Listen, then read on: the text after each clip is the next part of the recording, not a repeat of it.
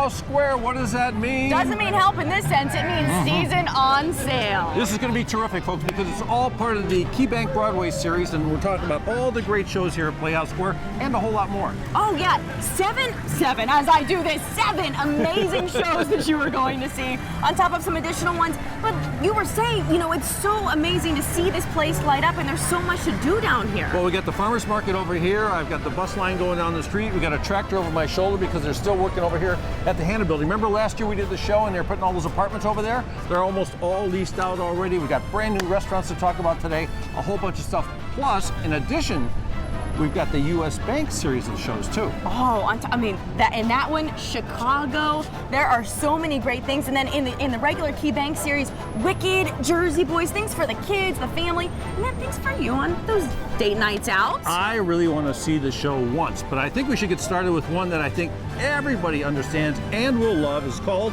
Sleeping Beauty. But there's definitely a twist to this one.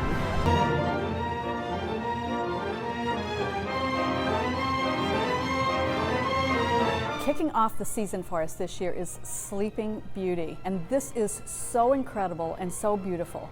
Acclaimed choreographer Matthew Bourne is bringing to the United States the final installment in his trilogy of work based on Tchaikovsky's masterpieces. Previously, he's tackled Nutcracker and Swan Lake, but this is his most lavish production yet. We first meet Aurora as a baby in 1890 when she's given to the childless king and queen. And then we see at her christening the evil fairy Caraboss cast an evil spell on her, that she would die from a mere prick to her finger on her 16th birthday. Seeing this, a good fairy, wanting to offer Aurora some protection, cast a counter spell on her that reduces that death sentence to just a really deep sleep. It's an unconventional fairy tale that you can really sink your teeth into.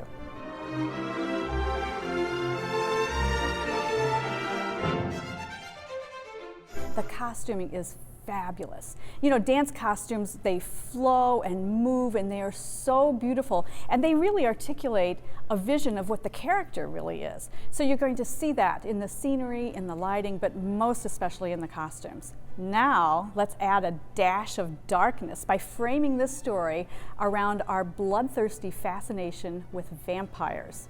This is Edward Cullen meets Bella Swan for all you Twilight fans out there. It's a timeless story that's good for audiences of all ages. You'll be able to come and see this fairy tale live on stage in a way that you've never seen it before. It's been reimagined for today's audiences.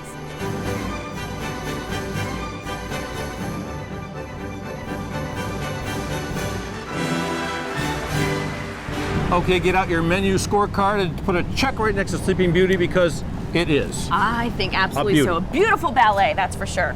Okay, folks, the next one is about, I think it's based on a movie that I actually did the work on, did some great interviews. And I remember it had an Irish guy doing some of the music. It was one of those shows that heartfelt, that sort of thing. You know, what's it called? Romance. It's Once. 2 young songwriters that were destined to be together. Once, that's right. And when this thing played on Broadway, it was nominated for 11 Tony Awards and did pretty well as an album, too. Oh, yeah, it won a Grammy. And if you win a Grammy, you're doing something right. Okay, I'll tell you, here's what's going on right with this show. Check it out.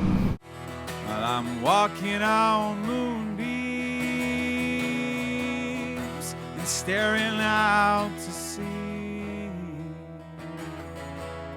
Once is going to grab your heart right from the very beginning with this talented cast of musician actors all on stage. And a row of homes start building. It was the winner of 8 Tony Awards in 2012, including Best Musical. It's really unique and infectious. And you see that right from the very beginning with the show, where audiences are invited before the curtain and intermission to saddle up to the onstage bar, order a pint, and put your feet on the very same floor as the characters in this play. Their world become yours. Now, it's in the bar where we meet Guy. He's a local singer-songwriter with a tremendous talent and a broken heart. He's recently broken up with his unfaithful girlfriend, and he's about ready to give up on his music and his future when he meets Girl. So Girl has a charming approach to life and a flair for the piano, and with her gentle guidance, Guy realizes that songs' melodies can change and become an evolving soundtrack to our lives. Falling slow.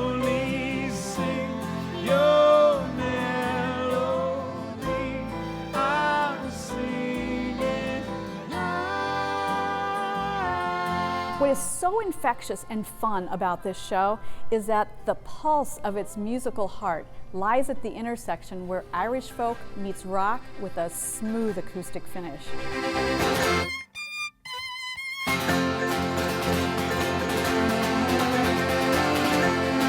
Now, Once might be most familiar to the audiences as it was written as an indie rock film in 2006. It started on the silver screen, it moved off Broadway, it became a runaway hit on Broadway, and now it's touring the nation and is opening in London.